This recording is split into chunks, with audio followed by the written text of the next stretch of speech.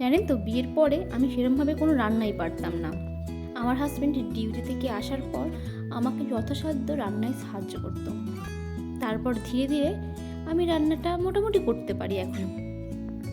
তাই শীতের শুরুতেই বাড়িতে প্রথম ফুলকপি আসতেই ঝটাপট একটি রেসিপি তৈরি করে ফেললাম।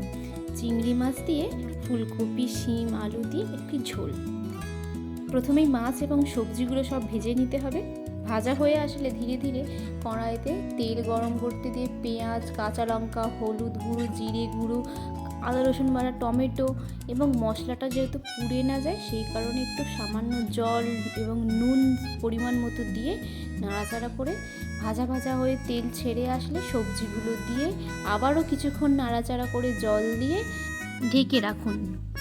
আলু সেদ্ধ হয়ে আসলে ওপর দিয়ে মাছগুলো দিয়ে আবারও একটু নাড়াচাড়া করে গরম গরম ভাতের সাথে পরিবেশন করুন।